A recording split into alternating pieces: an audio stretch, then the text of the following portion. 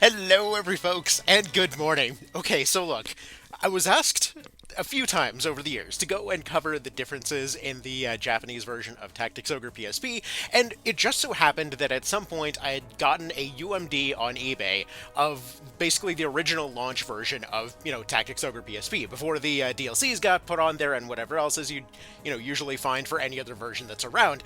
The thing was that when I was going through it, I was specifically told by several people that had gone through the code and whatever else, like, you know what, there's really no functional differences balance-wise.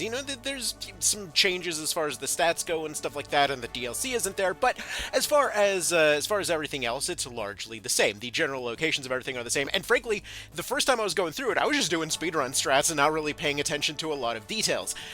Thankfully, I lost that original save file because there's a lot of details that I completely overlooked, and frankly, I cannot be more just absolutely elated about this, because not the least of which is something that we're looking at right here, because this version has just completely opened my eyes as far as a lot of the weirdly specific mysteries of the sort of balance of the PSP version.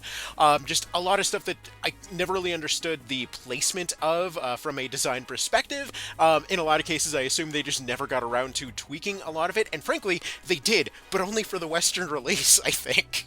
Now, I'm going to be covering this in its entirety, I'm hoping tomorrow, but I just want to put this out there as a little bit of an appetizer, okay?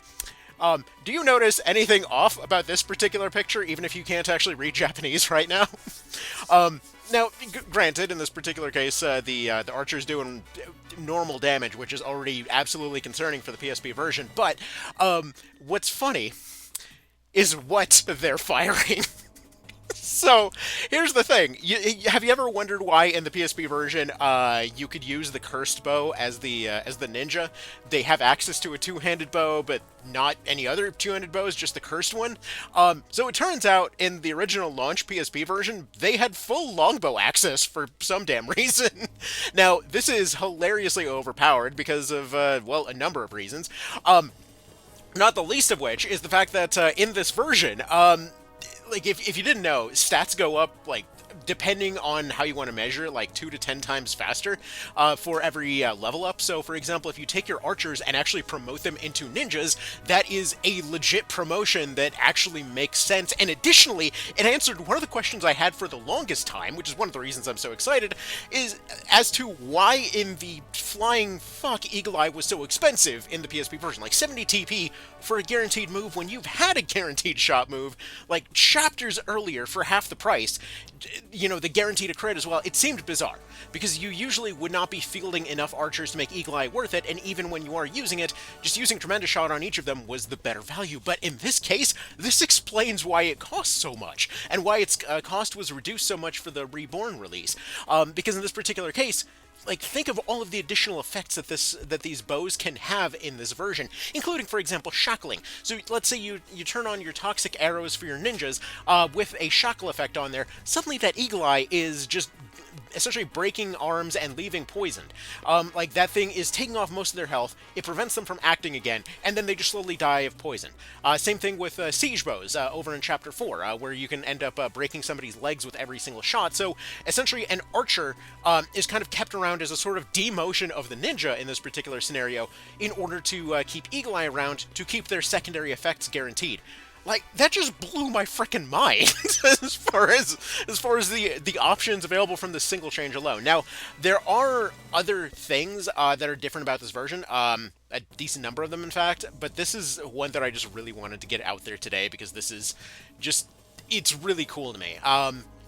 Like, this original Japanese version is very, very strange in that all of the balance feels entirely different from the other releases, including stuff like, we're in, like, Chapter 3 at this point and still running first-tier weapons and stuff like that.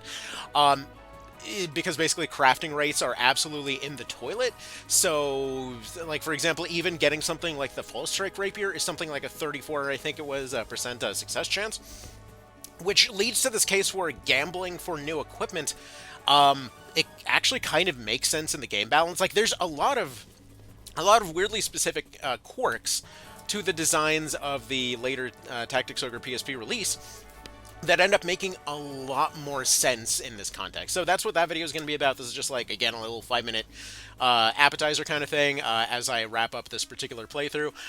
But yeah, I just had to get that out there. Anyways, y'all have yourselves a good one. Thank you for stopping by. And yeah, if you've played this version and if you've maybe compared with the version with the DLC, does anybody know if this restriction was changed when the DLC actually landed? Because again, I was specifically told that this was not any different aside from AI tweaks and aside from what was it? Not AI. It was AI tweaks as well as the balance tweaks on base stats. But yeah, it turns out the differences are even more extensive than I thought. So, anyways, we'll get more on that in the next video. So, y'all have yourselves a good one. See you then.